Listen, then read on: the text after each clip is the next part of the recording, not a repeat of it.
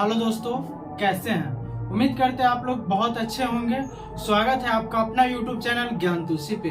तो बहुत दिनों बाद हमने आया है क्योंकि कुछ काम था, बहुत ज़रूरी काम था, इसलिए वीडियो नहीं बन पा रहा था, YouTube पे नहीं डल रहा था। अब कंटिन्यू वीडियो बनेगा और YouTube पे कंटिन्यू वीडियो आना चालू हो जाएगा। तो आज हम लोग पॉलिटी का फाउंडेशन बैच पढ़ेंगे और इस तरीका से पढ़ाएंगे, सारे पॉलिटी को टॉपिक वाइज आपको पढ़ाएंगे और टॉपिक वाइज किस तरीका से कैसे क्वेश्चन एग्जाम में पूछे जाते हैं, किस तरीका से क्वेश्चन एग्जाम में आता है, तो सारे टॉपिक वाइज टॉपिक आपको मैं पढ़ाऊंगा। ठीक है, तो आज हमने पॉलिटी स्टार्ट किया है और पॉलिटी का फाउंडेशन बैच दोस्तों स्टार्ट किया है, फाउंडेशन बैच स्टार्ट किया है और कंटिन्यू पूरा कंप्लीटली मैं आपको पॉलिटी पढ़ाऊंगा और कंप्लीटली पॉलिटी पूरा खत्म करूंगा और कौन सा प्रश्न कहां से कैसे आता है सारा मैं आप लोग को बताऊंगा। ठीक है मेरे दोस्तों, चलिए तो स्टार्ट करते हैं।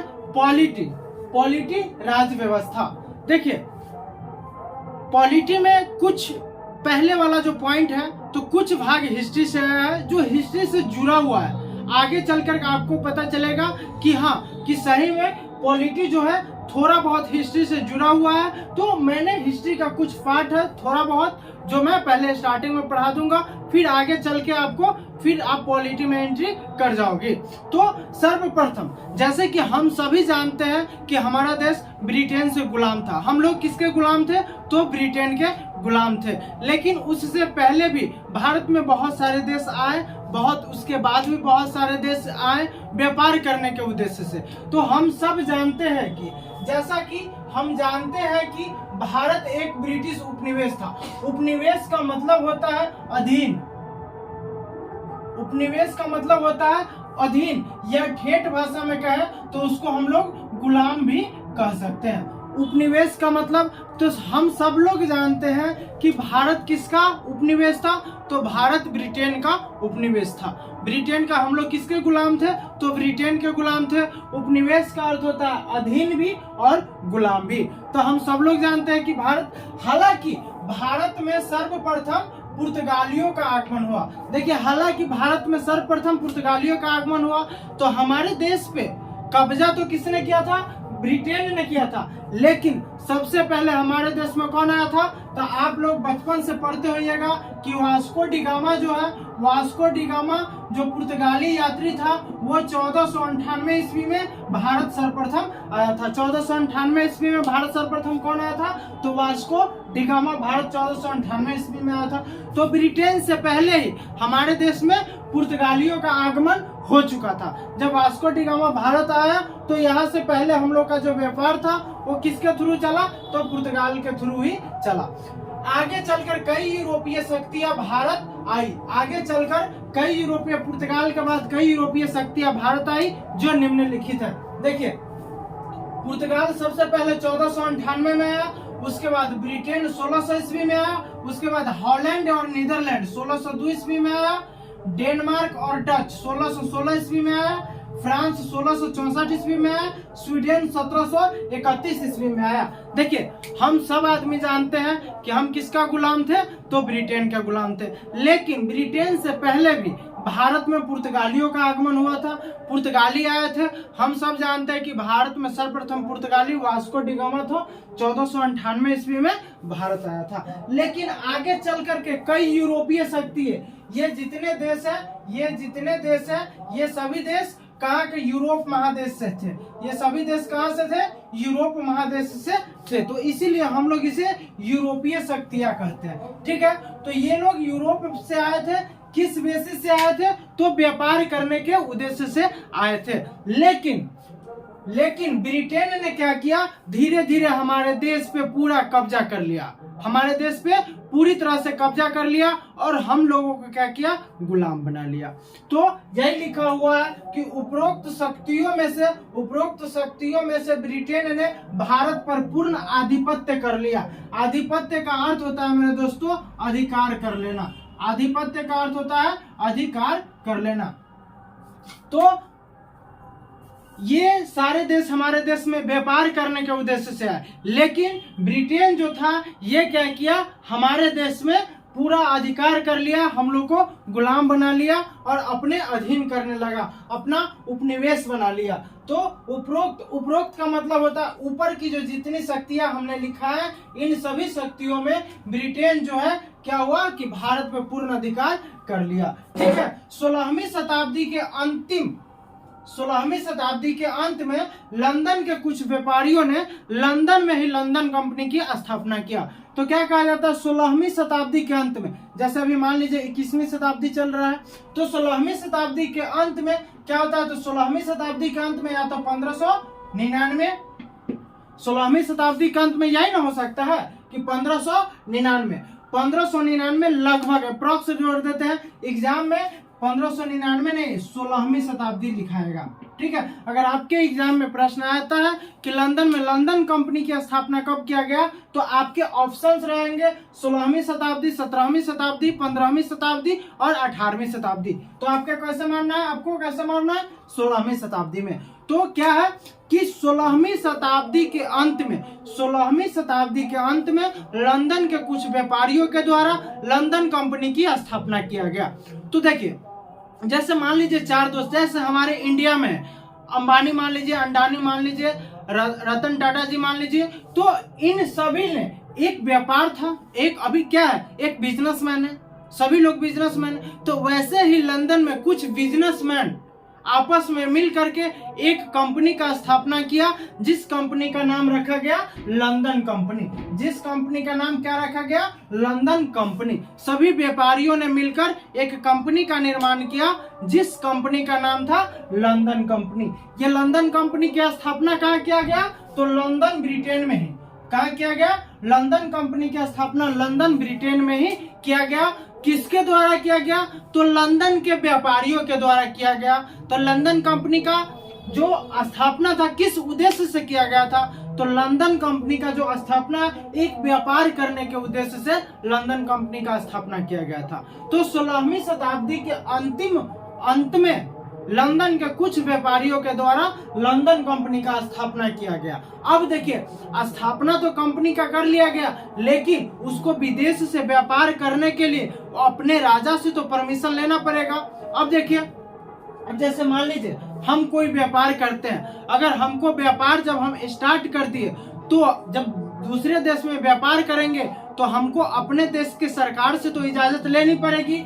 तो वही क्या किया, ये लोग ब्रिटेन के सरकार से इजाजत मांगा। तो 1600 ईस्वी के अंतिम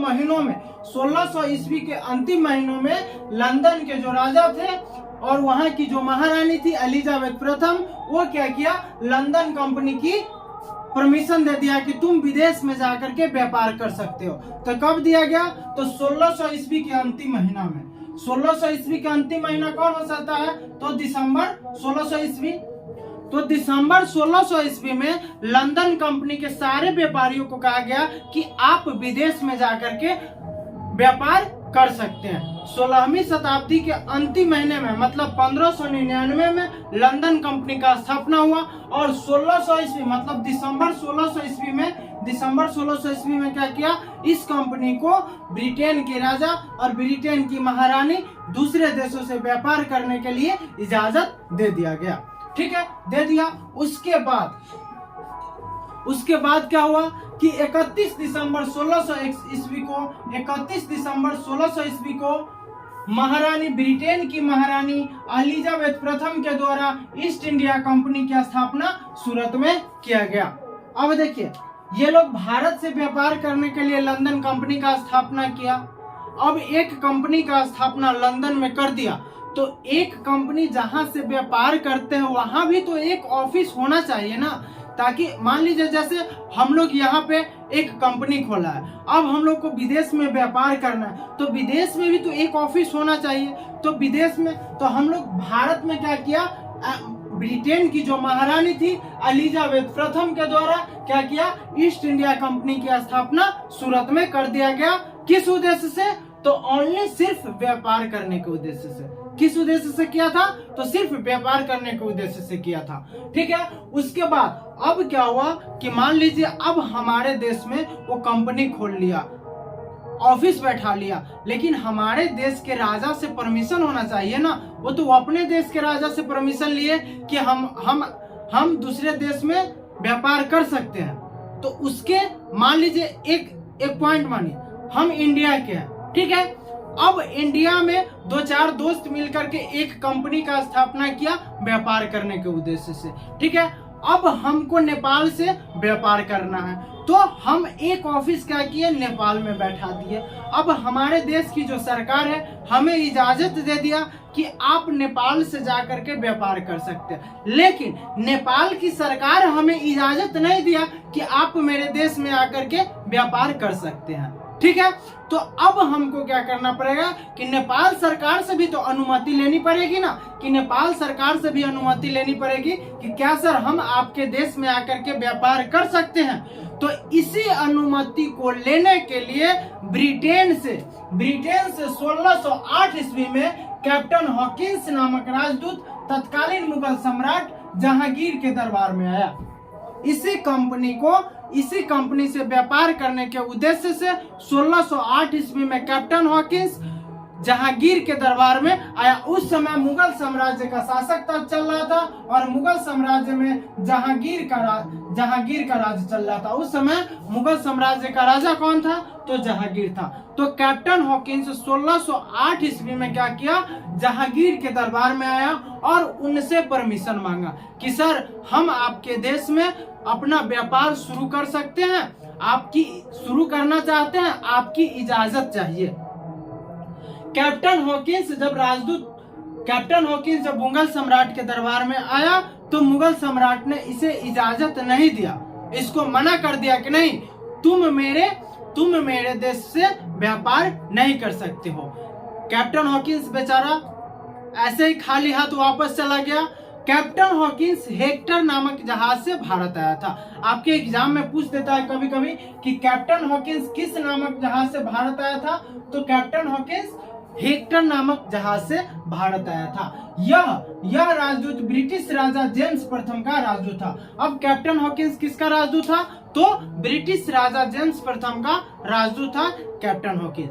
अब देखिए, जब 1608 ईस्वी में खाली हाथ कैप्टन हॉकिंस लौट गया तो फिर ब्रिटेन का जो राजा जेम्स प्रथम थे वो फिर दूसरे आदमी को 1611 ईस्वी में दूसरे व्यक्ति को क्या किए, 1611 ईस्वी में सर टॉमस रो को भारत भेजा। 1611 ईस्वी में सर टॉमस रो को भारत भेजा। अब जब सर टॉमस रो भारत आया तो भारत आने से पहले अब मान ले बुआ रे, अब कोई आदमी किसी लड़की पे लाइन मार रहा है, अब लड़की नहीं पट रही, तो अब क्या करेगा, तो उसकी कमियां ढूंढेगा। तो लड़की कैसे फंसेगी, तो किस तरीका से फंसेगी, तो क्या करना पड़ेगा, बहुत सारे गिफ्ट चॉकलेट देना पड़ेगा। तो वही नियम सर टॉमस रो ने जहांगीर पे अपनाया। सर टॉमस रो क्या किया कि जहांगीर की कमियों का पता लगाया। जब आप लोग जब पुराने सिनेमा देखते होइएगा हिंदी या भोजपुरी, तो कभी कभी क्या होता है कि हीरो किसी बात को लेकर के नहीं मानता है, तो गुंडे लोग क्या करते हैं कि उसकी कमी ढूंढो, क्या है उसकी कमी, उसके गर्लफ्रेंड को किडनैप कर लो, अपने मान जाएगा, दोस्त को गोली मार दो, अपने मान जाएगा, बाप मतारी को मार दो, अपने वो एग्री हो जाएगा। तो सर टॉमस रो क्या किया, जहांगीर की जो कमी थी वो सारा पता लगा करके इसके सारा हिस्ट्री निकाल करके सर टॉमस रो 1611 ईस्वी में भारत आया। ये भी जहांगीर के दरबार में आया था। अब ये चोटवा जहांगीर जो था ये क्या था, एक नंबर शराब और शबाब में डूबने वाले, मतलब लड़कियों में और शराब में इसको ज्यादा इंटरेस्ट था। तो सर टॉमस रो ने क्या किया, इसको लड़की और शराब दिया और ये क्या किया, मान गया। तब सर टॉमस रो को 1611 ईस्वी में भारत से व्यापार करने के लिए इजाजत दे दिया गया। अब सर टॉमस रो को 1611 ईस्वी में भारत से व्यापार करने के लिए दे दिया, तो धीरे धीरे करके क्या किया, ईस्ट इंडिया कंपनी भारत से व्यापार करना प्रारंभ कर दिया। ठीक है, 1613 ईस्वी में सूरत में स्थापित ईस्ट इंडिया कंपनी के व्यापारी कोठी को मान्यता दे दिया गया। अब 1613 ईस्वी में पूर्ण रूपेण मान्यता दे दिया गया कि अब ईस्ट इंडिया कंपनी भारत से व्यापार कर सकती है। ऊपर का कुछ पॉइंट छूटा, हम समझा दिया, पहले बता देता है। कैप्टन हॉकिंस को किसी भी प्रकार का व्यापारिक अधिकार प्राप्त नहीं हुआ, लेकिन 1611 ईस्वी में जेम्स प्रथम का ही राजदूत जो सर टॉमस रोज है जहांगीर के दरबार में ही आया। इन्होंने कुछ व्यापारिक अधिकार प्राप्त करने में सफलता हासिल की। और कैसे सफलता हासिल की हमने आप लोग को बता दिया है। सर टॉमस रोज जहांगीर को कैसे मनाया, कैसे पटाया, वो हम आप लोग को बता दिए हैं। अब क्या हुआ कि 1700 अब धीरे धीरे क्या करके 1611 और 13 ईस्वी जहांगीर का राज खत्म हुआ। उसके बाद औरंगजेब आ गया। अब धीरे धीरे क्या किया कि 1707 ईस्वी में जब औरंगजेब की मृत्यु हो गई तो वहां से केंद्रीय प्रशासन क्या हुआ, शक्तिहीन होने लगा। वहां का केंद्रीय प्रशासन क्या हुआ, शक्तिहीन होने लगा। वहां का आंतरिक राजनीतिक कार्य बहुत ही कमजोर, जिस देश के राजा ही मर जाए और वो राजा योग्य रहता है तो क्या होता है, क्रूर था। औरंगजेब से बहुत लोग डरते थे। जब इसकी मृत्यु हो गई तो ईस्ट इंडिया कंपनी ने क्या किया, इसके आंतरिक और राजनीतिक गतिविधियों में क्या किया, हस्तक्षेप करने लगा, अपना टांग अड़ाने लगा। क्या किया, आंतरिक गतिविधियों में हस्तक्षेप करने लगा, अपना टांग अड़ाने लगा इंडिया से। अब ये धीरे धीरे देखिए 1613 से ही व्यापार करना चल रहा था और 1707 तक लगभग ये लोग क्या किए,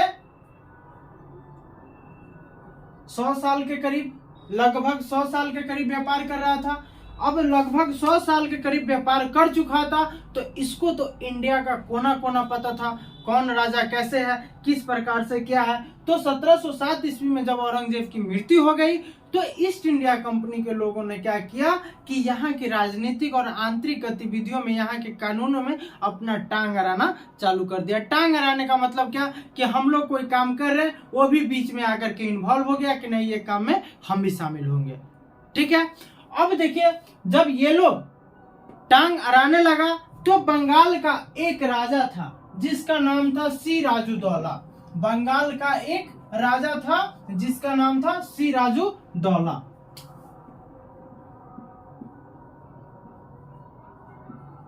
बंगाल का एक राजा था जिसका नाम था सिराजुद्दौला। ये बंगाल का नवाब था, ये बंगाल का नवाब था। जब ये लोग क्या किया, हमारे आंतरिक राजनीतिक कार्य में हस्तक्षेप करने लगा तो ये गुस्सा करके एक दिन क्या हुआ कि अंग्रेज के 146 व्यक्ति को एक छोटा सा कमरा में भर दिया, जिसे हम ब्लैक होल की घटना भी कहते हैं, ब्लैक होल की घटना भी कहते हैं।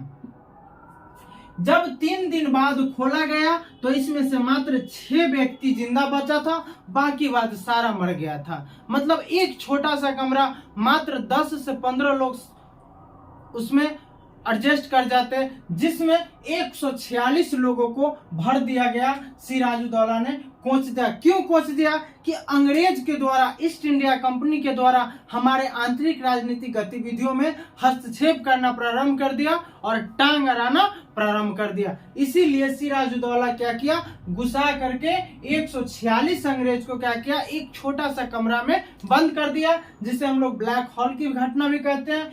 जिसमें से 3 दिन बाद जब खोला गया, 3 दिन बाद जब खोला गया तो सारा मर गया था, मात्र 6 व्यक्ति ही जिंदा थे।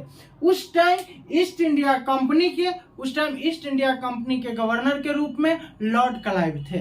लॉर्ड क्लाइव को बहुत ही गुस्सा आया और सिराजुद्दौला का एक सेनापति था जिसका नाम था मीर जाफर। एक सेनापति था जिसका नाम था मीर जाफर। लेकिन लॉर्ड क्लाइव जो था बहुत ही दिमागी, बहुत ही चतुर था। इन्होंने सोचा कि इसकी बहुत भारी भरकम सेना और हमारी थोड़ी सेना, हम इससे कैसे लड़ाई लड़ेंगे। तो इन्होंने क्या किया, लॉर्ड क्लाइव क्या किया,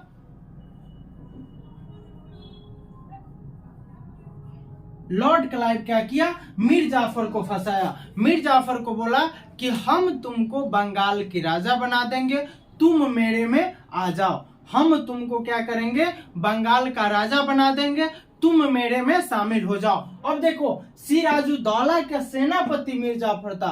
अब ये चोटवा क्या किया, ये निकल गया दागाबाज। ये क्या किया, दागाबाज। इसका सेनापति था, इसके सारे युद्ध नीति लॉर्ड क्लाइव को बताता था। इसके सारे युद्ध नीति लॉर्ड क्लाइव को मिलाता था। क्या, लॉर्ड क्लाइव को। यही कारण हुआ कि 23 जून 1757 को प्लासी की लड़ाई हुई। 23 जून 1757 को क्या हुआ, प्लासी की लड़ाई हुई। क्यों लड़ाई हुई, हमने बताया, सिराजुद्दौला जब ईस्ट इंडिया कंपनी के लोगों ने हमारे आंतरिक राजनीतिक गतिविधियों में हस्तक्षेप करना प्रारंभ कर दिया, टांग अड़ाना शुरू कर दिया, तो सिराजुद्दौला को देखा नहीं गया। ये खिसिया करके, गुस्सा हो करके अंग्रेज के 146 व्यक्तियों को क्या किया, एक छोटा सा कमरा में बंद कर दिया।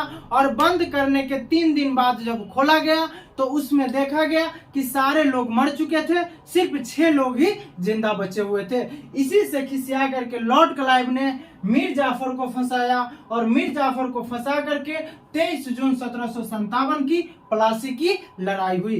23 जून 1757 की प्लासी की लड़ाई में क्या हुआ भाई बारे, जब मीर जाफर, जब इसका सेनापति ही इससे मिल गया था, इसका सारा भेदिया जितना युद्ध नीति था सारा इसको बता दिया, तो क्या आपको लगता है कि ये जीत जाएगा? इसके हजारों के सेना, इसके पास हजारों के सेना था और इसके पास मात्र सैकड़ों का सेना में क्या किया, सिराजुद्दौला को हरा दिया। क्यों? क्योंकि इसके सेनापति जो मीर जाफर था वो लॉर्ड क्लाइव से जाकर के मिल गया था।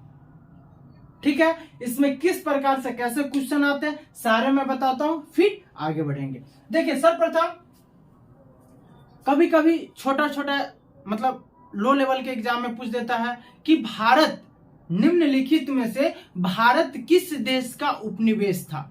निम्नलिखित में से भारत किस देश का उपनिवेश था? आपको लिख देंगे ब्रिटेन, फ्रांस, रूस, डेनमार्क, हॉलैंड। तो आप मारिएगा ब्रिटेन, क्योंकि हम लोग किसके गुलाम थे, तो ब्रिटेन के गुलाम थे। आपके एग्जाम में ऐसे प्रश्न आएंगे कि निम्नलिखित में से सर्वप्रथम भारत में कौन आया था? तो निम्नलिखित में से सर्वप्रथम भारत में कौन आया था? तो 1498 में कौन आया था? पुर्तगाल आया था। ठीक है, अब नेक्स्ट क्वेश्चन किस प्रकार से आता है कि निम्नलिखित में से डेनमार्क, फ्रांस, भारत कब आया था? निम्नलिखित में से बताया कि डेनमार्क और फ्रांस भारत कब आया था। तो डेनमार्क कब? 1616 में। और फ्रांस भारत कब आया था? 1664 ईस्वी में। ऐसे प्रश्न दूसरी बार इसी में प्रश्न कैसे घुमा देता है हम आपको बताते हैं। आपको बता देगा कि निम्नलिखित को मिलान कीजिए, निम्नलिखित को मिलान कीजिए। अब आपको यहाँ पे लिख देगा पुर्तगाल, Britain, Holland, Denmark, France, Sweden, और जो ये ईस्वी है ये ऊपर नीचे करके लिख देंगे। अब आपको मिलाना है ए से सी को, बी से डी को, ए से डी को। ठीक है, इस प्रकार से क्वेश्चन आता है। उसके बाद क्वेश्चन कैसे आता है, नेक्स्ट क्वेश्चन, कि लंदन में लंदन कंपनी की स्थापना कब किया गया? क्या क्वेश्चन है? देखिए, जितना मैं क्वेश्चन बना करके बताता हूं सारे को कॉन्सेप्ट से माइंड से सुनिएगा, सारा क्वेश्चन कंप्लीट हो जाएगा। मैं इतना वादा करता हूं कि मेरा पॉलिटी खत्म हो जाने के बाद आप किसी भी एग्जाम के क्वेश्चन बैंक से अगर पॉलिटी का सवाल छूट गया, एक भी पॉइंट छूट गया, तो आकर के आप हमको बताइएगा। ठीक है, कमेंट में लिख सकते हैं। अब यहाँ पे देखिए नेक्स्ट क्वेश्चन कैसे आता है कि लंदन में लंदन कंपनी की स्थापना कब किया गया था? तो लंदन में लंदन कंपनी की स्थापना कब किया गया था? तो हमने अभी बताया कि ईस्वी नहीं शताब्दी पूछेगा। तो कब शताब्दी? 16वीं शताब्दी, 17वीं शताब्दी, 18वीं शताब्दी, 15वीं शताब्दी। तो लंदन में लंदन कंपनी की स्थापना कब किया गया था? तो 16वीं शताब्दी में लंदन कंपनी की स्थापना किया गया था। नेक्स्ट पॉइंट कि ईस्ट इंडिया कंपनी की स्थापना कब हुई थी? तो ईस्ट इंडिया कंपनी की स्थापना 31 दिसंबर 1600 ईस्वी को हुई थी। कहाँ हुआ था? तो ईस्ट इंडिया कंपनी की स्थापना सूरत में किया गया था। किसके द्वारा किया गया था? तो ब्रिटेन की महारानी एलिजाबेथ प्रथम के द्वारा ईस्ट इंडिया कंपनी की स्थापना किया गया था। नेक्स्ट पॉइंट ध्यान से सुनिएगा, किस प्रकार से कैसे क्वेश्चन आता है। भारत आने वाले प्रथम ब्रिटिश राजदूत कौन था? भारत आने वाले प्रथम ब्रिटिश राजदूत कौन था? तो भारत आने वाले प्रथम ब्रिटिश राजदूत कैप्टन हॉकिंस था। कैप्टन हॉकिंस भारत कब आया था? तो 1608 ईस्वी में। आपका क्वेश्चन ऐसे भी हो सकता है कि भारत आने वाले प्रथम ब्रिटिश राजदूत कौन था और कब आया? तो कैप्टन हॉकिंस 1608 ईस्वी में। आपके क्वेश्चन ये भी हो सकता है कि कैप्टन हॉकिंस किस नामक जहाज से और किस बंदरगाह पे आया था? कैप्टन हॉकिंस किस नामक जहाज से और किस बंदरगाह पे आया था? तो कैप्टन हॉकिंस हेक्टर नामक जहाज से, कैप्टन हॉकिंस हेक्टर नामक जहाज से सूरत बंदरगाह पर आया था। ठीक है, नेक्स्ट क्वेश्चन, भारत आने वाले दूसरे ब्रिटिश राजदूत कौन है? तो भारत आने वाले दूसरे ब्रिटिश राजदूत sir Thomas Roe. Sir Thomas Roe, Bharat आने वाले दूसरे ब्रिटिश राजदूत कौन थे? Sir Thomas Roe. अब आपको आपके एग्जाम में क्वेश्चन ऐसा आएगा कि कैप्टन हॉकिंस और सर टॉमस रो किस ब्रिटिश राजा के राजदूत थे? तो कैप्टन हॉकिंस और सर टॉमस रो जेम्स प्रथम का राजदूत था। किसका राजदूत था? जेम्स प्रथम का राजदूत था। ठीक है, नेक्स्ट पॉइंट आगे, ईस्ट इंडिया कंपनी के व्यापारिक कोठी को, व्यापारिक कोठी को मतलब होता है कि एक व्यापारिक कंपनी को, ईस्ट इंडिया कंपनी के व्यापारिक कोठी को मान्यता व्यापार के लिए कब दिया गया? तो 1613 ईस्वी में। नेक्स्ट क्वेश्चन, औरंगजेब की मृत्यु कब हुई? तो 1707 ईस्वी में। ठीक है, तो यहां से आप लोग स्क्रीनशॉट ले लीजिए, फिर हम लोग आगे बढ़ेंगे और आगे फिर बताएंगे किस तरीका से। सारे स्क्रीनशॉट ले लीजिए, चलिए आगे बढ़ते हैं। चलिए आगे बढ़ते हैं। ठीक है, तो आगे क्या था कि प्लासी की लड़ाई कैसे हुई? ठीक है, तो कैसे हुई मैंने बताया था। तो प्लासी की लड़ाई 23 जून 1757 ईस्वी को प्लासी की लड़ाई हुई, जो बंगाल के नवाब सिराजुद्दौला और रॉबर्ट क्लाइव के बीच हुआ था। बंगाल के नवाब सिराजुद्दौला और रॉबर्ट क्लाइव के बीच क्या हुआ था? प्लासी की लड़ाई हुई थी, जिस लड़ाई में क्या हुआ कि रॉबर्ट क्लाइव की जीत हुई और क्या हुआ? सिराजुद्दौला की हार हो गई। सिराजुद्दौला की हार क्यों हुआ? तो मीर जाफर जो उसका सेनापति था, किसका सेनापति था? सिराजुद्दौला की सेनापति कौन था? मीर जाफर। मीर जाफर क्या किया? जो रॉबर्ट क्लाइव से जाकर के मिल गया, रॉबर्ट क्लाइव से जाकर के मिल गया। यही कारण है कि सिराजुद्दौला की पराजय हो गई। अब क्या हुआ? मीर जाफर को क्या किया गया? रॉबर्ट क्लाइव ने बंगाल के नवाब के पद पे नियुक्त कर दिया। अब बंगाल के नवाब के पद पे तो मीर जाफर को नियुक्त कर दिया, लेकिन मीर जाफर बंगाल के शासन अच्छे तरीका से नहीं चलाता था, इससे शासन नहीं चल पाता था। तो फिर क्या किया? रॉबर्ट क्लाइव ने मीर जाफर को हटा करके इसका ही दामाद एक था मीर कासिम। मीर कासिम, इसका दामाद कौन था? मीर कासिम। तो मीर कासिम को क्या किया? फिर बंगाल के नवाब बना दिया। मीर जाफर को हटा करके और मीर कासिम को क्या किया? बंगाल के नवाब बना दिया। फिर से समझिए, 1757 ईस्वी में प्लासी की लड़ाई हुई थी रॉबर्ट क्लाइव और सिराजुद्दौला के बीच। प्लासी की लड़ाई क्यों हुई थी? हमने बताया था कि प्लासी की लड़ाई में मीर जाफर क्या किया था? रॉबर्ट क्लाइव से जाकर के मिल गया था। यही कारण था कि सिराजुद्दौला की हार हो गई और रॉबर्ट क्लाइव की जीत हो गई। रॉबर्ट क्लाइव क्या किया? मीर जाफर को बंगाल के नवाब के पद पे नियुक्त कर दिया, लेकिन बंगाल का शासन मीर जाफर से अच्छे तरीका से नहीं चल रहा था। मीर जाफर को अच्छे तरीका से वहां का शासन नहीं चल रहा था। मीर जाफर से वहां की जनता में आक्रोश फैल गई थी। तो मीर जाफर को क्या किया? रॉबर्ट क्लाइव ने फिर हटा करके मीर जाफर का जो दामाद था मीर कासिम, उसको बंगाल के नवाब के पद पे नियुक्त कर दिया। अब मीर कासिम बहुत ही योग्य और बहुत ही देशभक्त थे।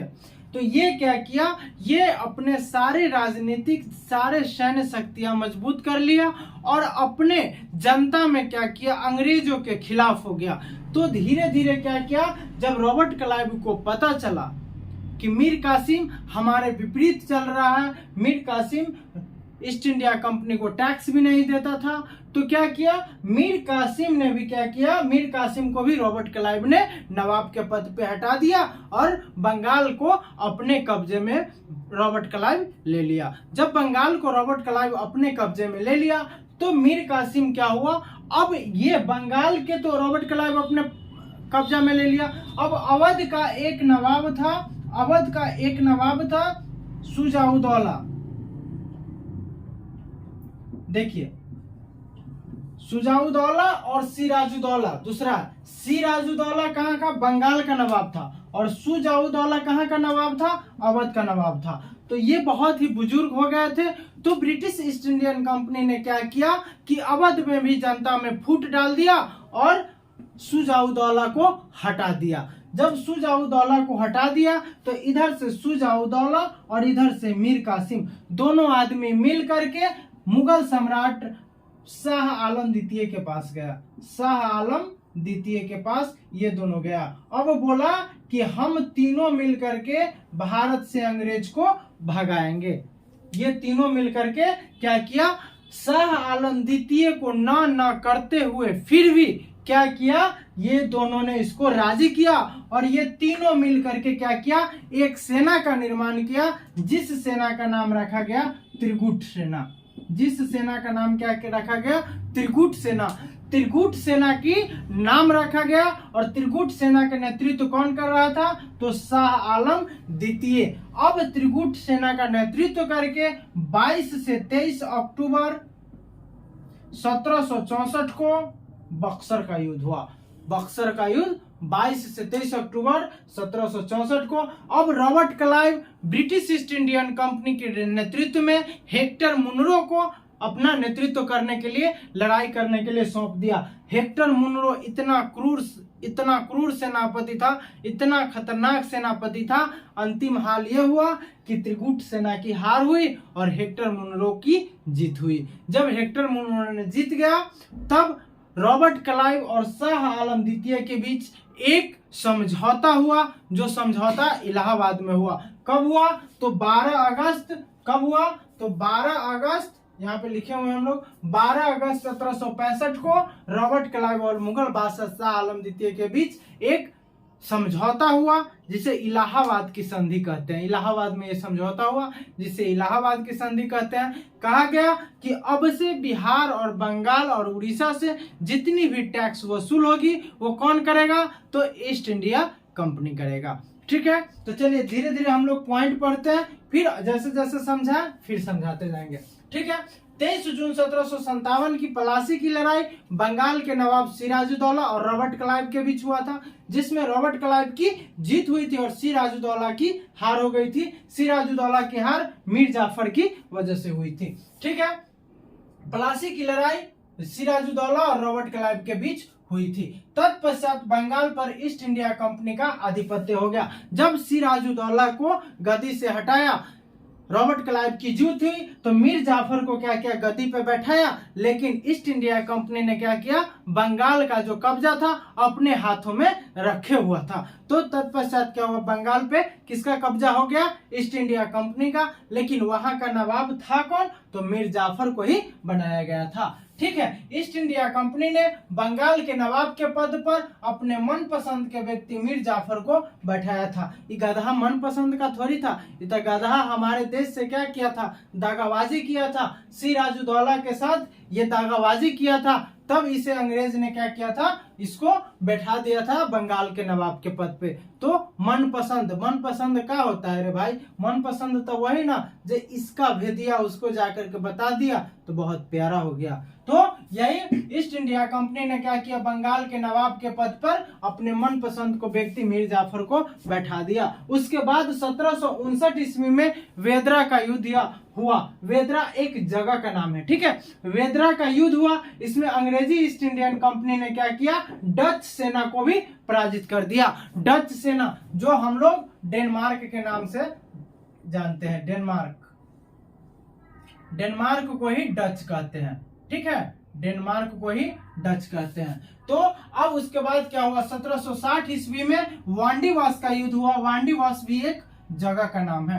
वांडीवास का युद्ध में फ्रांसीसी कंपनी को अंग्रेजी ईस्ट इंडियन कंपनी ने पराजित करके भारत से भगा दिया। आपके एग्जाम में क्वेश्चन आते हैं कि वांडीवास का युद्ध कब हुआ था, तो 1760 में, और वेदरा का युद्ध कब हुआ था, तो 1759 में। एग्जाम में प्रश्न ऐसे आते हैं कि वेदरा का युद्ध किस किस के बीच हुआ था, तो ब्रिटिश ईस्ट इंडियन कंपनी और डच सेना के बीच हुआ था। और वांडीवास का युद्ध किसके बीच हुआ था, तो फ्रांसीसी सेना और अंग्रेजी ईस्ट इंडियन कंपनी के बीच हुई थी, जिसमें फ्रांसीसी कंपनी का हार हुआ था और फ्रांसीसी कंपनी को भारत से भगा दिया गया। नेक्स्ट पॉइंट है 22-23 अक्टूबर 1764 ईस्वी में बक्सर के युद्ध में हेक्टर मुनरो के नेतृत्व में नेतृत्व में ब्रिटिश सेना ने तत्कालीन मुगल बादशाह शाह आलम द्वितीय के नेतृत्व वाली त्रिगुट सेना को पराजित कर दिया गया। यह त्रिगुट सेना का निर्माण कैसे हुआ हमने अभी बताया है, फिर बताऊंगा, ठीक है। इस त्रिगुट सेना में शाह आलम द्वितीय, बंगाल का अपदस्थ नवाब मीर कासिम एवं अवध का नवाब शुजाउद्दौला भी था। देखिए, अपदस्थ मतलब पद से हटा दिया गया। अपदस्थ नवाब का मतलब क्या होता है कि पद से हटा दिया गया, उसको क्या कहते हैं, अपदस्थ। तो देखिए रे भाई वाह, यहाँ जब मीर जाफर बंगाल का नवाब था तो ये एक अयोग्य शासक था, इससे शासन नहीं चलता था, तो क्या किया, इसको हटा करके मीर कासिम को बंगाल के नवाब बना दिया। लेकिन मीर कासिम क्या था, देशभक्त था, तो देश हित के लिए सोचता था, इसीलिए अंग्रेजी ईस्ट इंडियन कंपनी ने क्या किया, मीर कासिम को भी पद से हटा दिया, मतलब अपदस्थ कर दिया। पद से हटा करके अब बंगाल को पूरे अपने कब्जे में ले लिया था।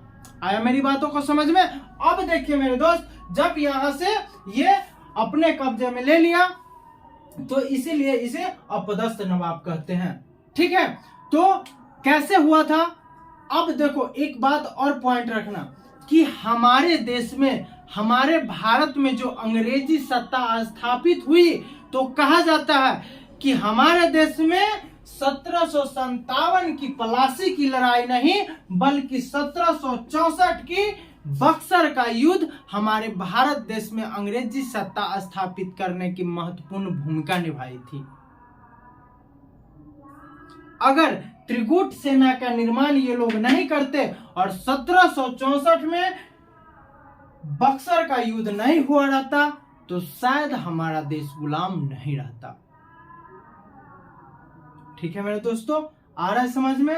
तो यही कहा जाता है कि 1757 का युद्ध नहीं बल्कि 1764 का युद्ध हमारे देश में अंग्रेजी सत्ता स्थापित करने में महत्वपूर्ण भूमिका निभाई थी। ठीक है, जब शाह आलम द्वितीय के नेतृत्व वाली त्रिगुट सेना की पराजय हो गई, अब क्या हुआ कि इन तीनों को, बंगाल के शाह आलम द्वितीय को, ठीक है, मीर कासिम को और शुजाउद्दौला को ऐसा स्थिति बना दिया था हेक्टर मुनरो ने, ऐसा स्थिति ब्रिटिश ईस्ट इंडियन कंपनी ने बना दिया था कि इसके पूरे देश में छिपने का कोई जगह नहीं था, कोई जगह नहीं था। अंतिम में हार करके क्या हुआ, शाह आलम द्वितीय को इलाहाबाद में एक संधि करनी पड़ी रॉबर्ट क्लाइव के बीच। तो रॉबर्ट क्लाइव और मुगल बादशाह शाह आलम द्वितीय के साथ इलाहाबाद में एक संधि हुई और इस संधि में कहा गया कि बंगाल, बिहार और उड़ीसा से जितने भी राजस्व वसूले जाते हैं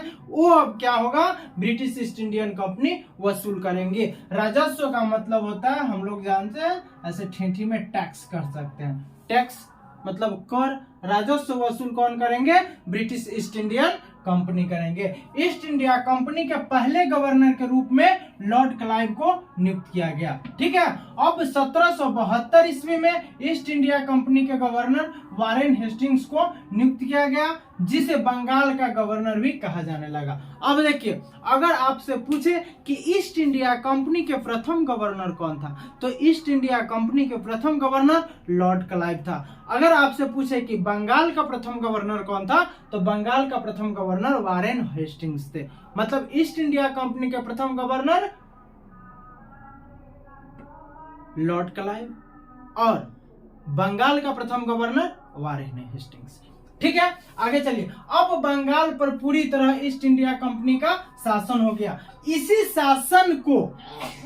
शासन को अपने अनुकूल बनाए रखने के लिए ब्रिटिश सरकार ने समय समय पर कई एक्ट पारित किए गए जो भारतीय संविधान के विकास की सीढ़ी बनी। वे निम्न है। अब जब हम लोग रेगुलेटिंग एक्ट 1773 पढ़ेंगे वहां से हमारा पॉलिटी स्टार्ट हो जाएगा।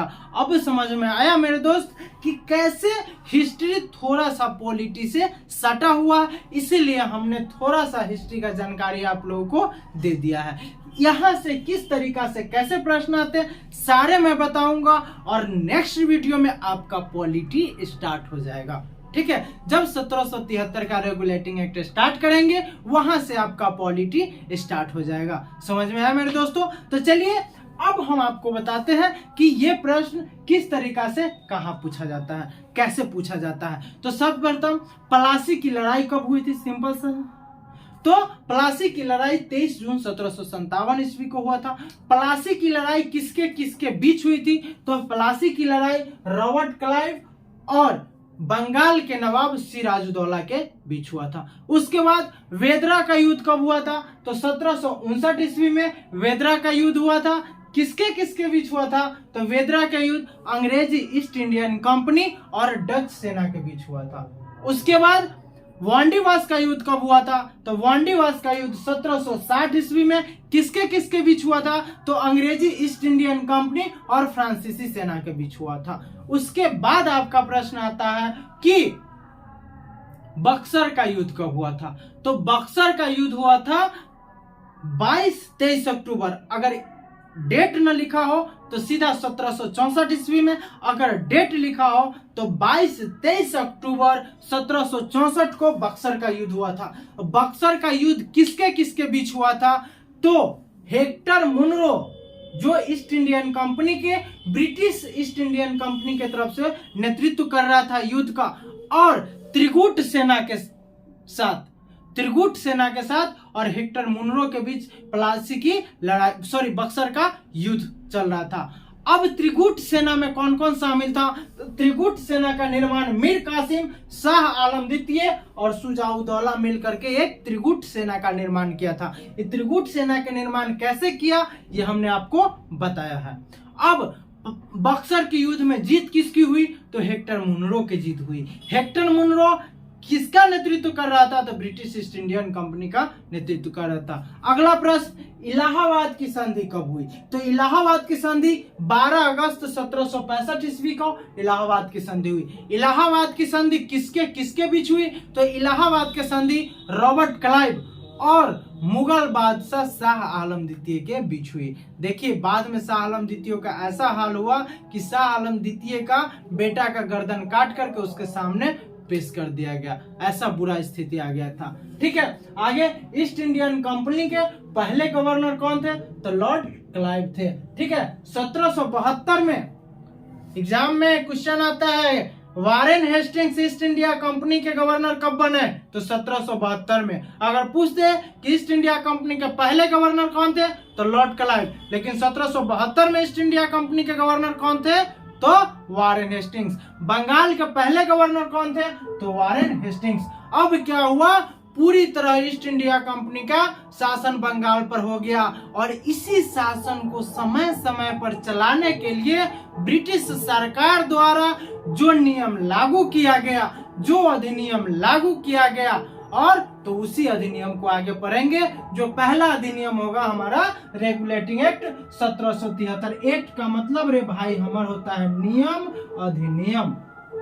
ठीक है, आ रहा है मेरी बातों को समझ में? तो यहां से आप लोग स्क्रीनशॉट ले लीजिए, आप अपने कॉपी में नोट्स बना लीजिएगा और किस तरीका से कैसे क्वेश्चन आता है सारा मैंने बता दिया है। और आपको मैं विश्वास दिलाता हूं, मैं आपसे वादा करता हूं कि आप ये पढ़ लीजिए।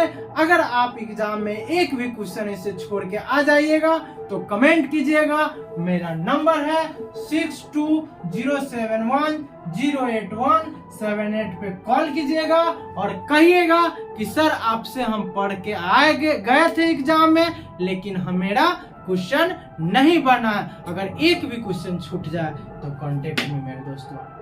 उम्मीद करते हैं आपको ये वीडियो बहुत अच्छा लगा होगा, पढ़ाई करने में बहुत मजा आया होगा। तो प्लीज मेरे चैनल को सब्सक्राइब कीजिए और अपने दोस्तों को भी शेयर कीजिए। और मैं आज से स्टार्ट पॉलिटी कर दिया हूँ, फिर पॉलिटी खत्म होगा, फिर कंप्लीट फाउंडेशन बैच आपको मैं फ्री में पढ़ाऊंगा। हिस्ट्री स्टार्ट करूंगा, जियोग्राफी स्टार्ट करूंगा, जियोलॉजी स्टार्ट करूंगा, फिजिक्स स्टार्ट करूंगा, केमिस्ट्री स्टार्ट करूंगा, इकोनॉमिक्स स्टार्ट करूंगा। पार्ट बाय पार्ट मैं सारा सब्जेक्ट आप लोग को फ्री में पढ़ाऊंगा। सिर्फ आप लोग मेरे यूट्यूब चैनल से जुड़े रहिए, बस आपको कुछ नहीं, वीडियो को लाइक करना, चैनल को सब्सक्राइब करना और अपने दोस्तों को भी शेयर कीजिए और उनको भी बोलिए कि अगर सर का पढ़ाया हुआ एक भी क्वेश्चन एग्जाम में छूट जाता है, अगर आप क्वेश्चन बैंक बनाते हो, किसी भी एग्जाम का सेट प्रैक्टिस बनाते हो, तो हमसे पहले पढ़ लीजिए। अगर मेरा पढ़ा हुआ हमसे पढ़ने के बाद अगर आपके सेट में एक भी क्वेश्चन छूट गया तो फिर कांटेक्ट मी मेरे दोस्तों। चलिए आज रहने देते हैं, मिलते हैं नेक्स्ट वीडियो में, तब तक के लिए बाय बाय। और हाँ, वीडियो को लाइक और चैनल को सब्सक्राइब करना ना भूलिए।